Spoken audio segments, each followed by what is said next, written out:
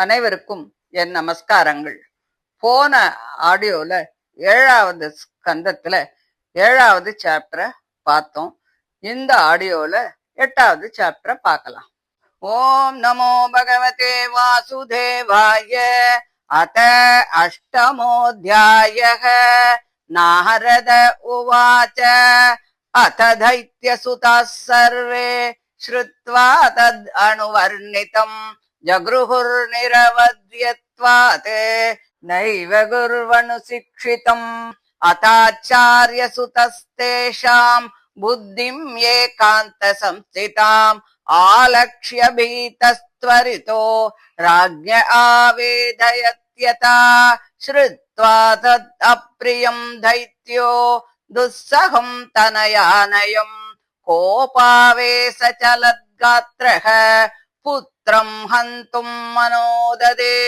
क्षिप्त्वा परुषया वाचा प्रह्लादम् अथ दर्हणम् आहेक्षमानः पापेन तिरश्चीनेन सक्षुषा प्रश्रयावनतम् दान्तम् बत्ताञ्जलिमवस्थितम् सर्पपदाहत इव स्वसन् प्रकृतिदारुणः हे दुर्विनीतमन्दात्मन् कुलभेदकराधम स्तब्धम् मच्चासनोद्धूतम् नेष्येद्वाद्ययम् अक्षयम् क्रुद्धस्य यस्य कम्पन्ते त्रयो लोकाः सहेश्वराः तस्य मे अभीतवन्मूढ शासनम् किम् फलोत्यगाः। प्रह्लाद उवाच न केवलम् मे भवतश्च राजन् स वै बलम् बलिनाम् चापरेषाम् परे वरेमि स्थिरजङ्गमाये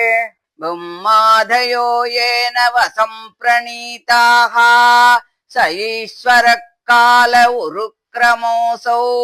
ओजः सहस्सत्त्वबलेन्द्रियात्मा स एव विश्वम् परमस्वशक्तिभिः सृजत्यवत्यत्ति गुणत्रयेशः जह्यासुरम् भावम् इमम् त्वमात्मनः समम् मनो तत्स्वन सन्ति विद्विषः ऋते अजितात् आत्मन उत्पतस्थितात् तद्देह्यनन्तस्य महत्समर्हणम् दस्यून् पुराशन्न विजित्य लुम्पतो मन्यन्त एके स्वजितादिसोदश जिदात्मनोऽन्यस्य समस्य देहिनाम् साधो स्वमोह प्रभवाकुतः परे हिरण्यकशिपुर्उवाच व्यक्तम् त्वम् मर्तुकामोऽसि योतिमात्रम् विकत्तसे मुमूर्षूणाम् हि मन्दात्मन्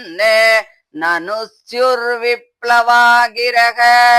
यस्त्वया मन्दभाग्योक्तो मदन्यो जगदीश्वरः क्वासौ यदि स सर्वत्र कस्मात् स्तम्भेन दृश्यते सोऽहम् विकत्तमानस्य शिरःकायाद् हरामि ते गोपायेत हरिस्त्वाद्य यस्ते शरणमीप्सितम् एवम् दुरुक्तैर्मुहुरर्दयन् नृषा सुतम् महाभागवतम् महासुरः खड्गम् प्रगृह्योत्पतितो वरासनात् स्तम्भम् तताड अधिबलस्वमुष्टिना तथैव तस्मिन्निनदोति भीषणो बभूव येनाण्डकटाहम् अस्फुटत् यम् वै स्वधिष्ण्योपगतम् त्वजादयः श्रुत्वा स्वधामाप्ययम् अङ्गमेनिरे स विक्रमन् पुत्रवदेप्सुरोजसा निशम्य निर्ह्रादम् अपूर्वम् अद्भुतम् अन्तः सभायाम् न ददस्स तत्पदम् वितत्र सूर्येण सुरारियूतपाः सत्यम् विधातुम् निजभृत्य भाषितम् व्याप्तिं च भूतेषु अखिलेषु चात्मनः अदृश्यत अद्भुत रूपमुद्वहन् स्तम्भे सभायां न मृगं न मानुषम् न सत्त्वमेनं परितोऽपि पश्यन् स्तम्भस्य मध्यात् अनुनिर्जिहानम् नायं मृगो नापि नरो विचित्रम् अहो किमेतन्नृमृगेन्द्ररूपम् मीमांसमानस्य समुत्थितोऽग्रतो नृसिंहरूपस्तदलं भयानकम् प्रतप्तचामीकरचण्डलोचनम् स्फुरत्सटाकेसरजृम्बिताननम् करालदंष्ट्रम् करवालसञ्चल क्षुरान्तजिह्वम् भ्रुकुटीमुकोल्बणम् स्तब्धोर्ध्वकर्णम् गिरिकन्धराद्भुत व्यात्तास्य नासम् हनुभेदभीषणम् दिवि स्पृशत्कायमदीर्घपीवर ग्रीवोर्वक्षस्थलमल्पमध्यमम् चन्द्रांशुगौरैश्चुरितम् तनूरुहैः विश्वग्भुजानीकशतम् नखायुधम् दुरासदम् सर्वनिजेतरायुध प्रवेकविद्रावित दैत्यदानवम् प्रायेण मेयम् हरिणोरुमायिना वद स्मृतोनेन समुद्यतेन किम् एवम् ब्रुवम् स्त्वभ्यपदद्गदायुधो नदन् नृसिंहम् प्रति दैत्यकुञ्जरः अलक्षितोऽग्नौ पतितः पतङ्गमो यथा नृसिंहौजसि सोऽसुरस्तदा न तद्विचित्रम् खलु सत्त्वधामनि स्वतेजसा योऽनुपुरापि भत्तमः ततोऽपि पद्याभ्यहनन्महासुरो रुषा नृसिंहम् गदयोर्वेगया तम् विक्रमन्तम् सगदम् गदाधरो महोरगम् ताक्ष्यसुतो यथाग्रहीते स तस्य हस्तोत्कलितस्तदासुरो विक्रीडतो यद्वदहिर्गरुत्मतः असात्वमन्यन्त हृतौकसोमरा गनच्चदा भारत सर्वधिष्ण्यपाः तम् मन्यमानो निजवीर्यशङ्कितम् यद्हस्तमुक्तो नृहरिम् महासुरः पुनस्तमासज्जत खड्गशर्मणि प्रगृह्य वेहेन जितस्रमो मृदे तम् सेन वेगम् सतचन्द्रवर्द्मभिः क्षरन्तम् अच्छिद्रम् उपर्यदो हरिः कृत्वाट्टहासम् करम् उत्स्वनोल्बणम् निमीलिताक्षम् जगृहे महाजवः विश्वक्स्फुरन्तम् ग्रहणातुरम् हरिः व्यालो यथा आकुङ्कुलिसाक्षतत्वचम् द्वार्यूर आपात्य दधार लीलया नखैर्यताहिम् गरुडो महाविशम् संरम्भ दुष्प्रेक्ष्य कराललोचनो यात्ताननान्तम् विलिहन् स्वजिह्वया अश्रुग्लवाक्तारुणकेशराननो यतान्त्रमाली द्विपहत्यया हरिः नकाङ्कुरोत्पाटित हृत्सरोरुहम् विसृज्य तस्यानुचरानुदायुधान् अहन् समन्तान् नखशस्त्रपार्ष्णिभिः दोर्दण्डयूतोऽनुपतान् सहस्रशः सटावधूता जलदा परापतन् ग्रहाश्च तद्दृष्टिविमुष्टरोचिषः अम्बोदयश्वासहता विचुक्षुभुः निर्ह्रादभीता दिगिभाविसुकृसुः द्यौस्तत्षडोत्क्षिप्तविमानसङ्कुला प्रोत्सर्पतक्ष्मा च पदाभिपीडिता शैलासमुत्पेतुरमुष्यरंहसा तत्तेजसाखम् खगुवो नरेजिरे ततः सभायाम् उपविष्टम् उत्तमे नृपासने संभृत तेजसं विभुम् अलक्षितद्वैरतमत्यमर्शनम् प्रचण्डवक्त्रम् न बभाज कश्चन निशाम्य लोकत्रयमस्तकज्वरम् तमादिदैत्यम् हरिणा हतम् हृदे प्रहर्षवेगोत्कलिताननामुहुः प्रसूनवर्षैर्ववृषुः सुरस्त्रियः तदा विमानावलिभिर्नभस्थलम् दिदृक्षताम् सङ्कुलमासनाकिनाम् सुरानकादुन्दुभयोत जग्निरे गन्धर्वमुख्या नृतुर्जगुस्त्रियः तत्रोपव्रज्य विबुधा ब्रह्मेन्द्रगिरिसादयः ऋषयः पितरः सिद्धा विद्याधरमहोरगाः मनवः प्रजानाम् पतयो गन्धर्वाप्सरचारणाः यक्ष किं पुरुषस्तात वेतालाः सिद्धकिन्नराः ते विष्णुपार्षदाः सर्वे सुनन्दकुमुदादयः मूर्ध्निबद्धाञ्जलिपुटा आसीनम् तीव्रतेजसम् ईडिरे नरसार्दूलम् नातिदूरचरा पृथक् ब्रह्मोवाच नतोऽस्मि अनन्ताय दुरन्तशक्तये विचित्रवीर्याय पवित्रकर्मणे विश्वस्य सर्गस्थिति संयमान् गुणैः स्वलीलया सन्ददते अव्ययात्मने श्रीरुद्र उवाच गोपकालो युगान्तस्ते हतोऽयम् असुरोल्पकः तत्सुतम् पाह्युपसृतम् भक्तम् ते भक्तवत्सल इन्द्र उवाच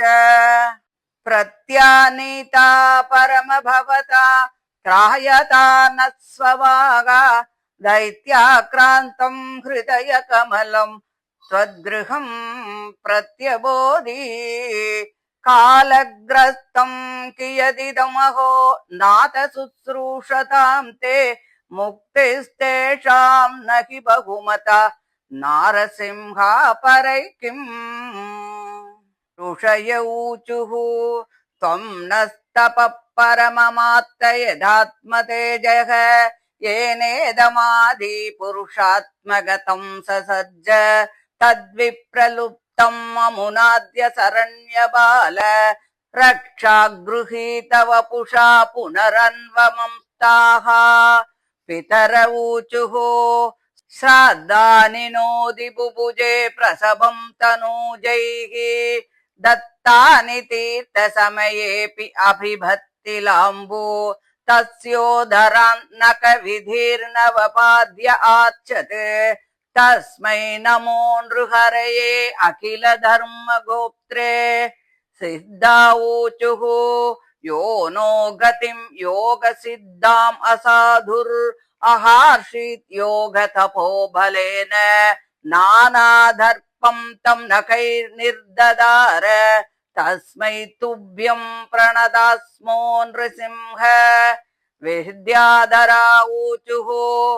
विद्याम् पृथग्धारणयानुराद्धाम् न्यषेदज्ञो बलवीर्य तृप्तः स येन संख्ये पशुवद् माया नृसिंहम् प्रणतामनित्यम् नागा ऊचुः येन पापेन रत्नानि श्रीरत्नानि हृतानि नः तद्वक्षपाटनेनासा दत्तानन्दनमोऽस्तु ते मनव ऊचुः मनवो वयम् तव निदेशकारिणो दिदिजेन देव परिभूत सेतवः भवदा कलस्य उपसंहृत प्रभो करवामते किमनुसाधि किङ्करान् प्रजापतय ऊचुः प्रजेशा वयम् ते परेशाभिसृष्टा नयेन प्रजा वै सृजामो निषिद्धाः स एष त्वया भिन्नवक्षानुसेते जगन्मङ्गलम् सत्त्वमूर्ते अवतारः गन्धर्वा ऊचुः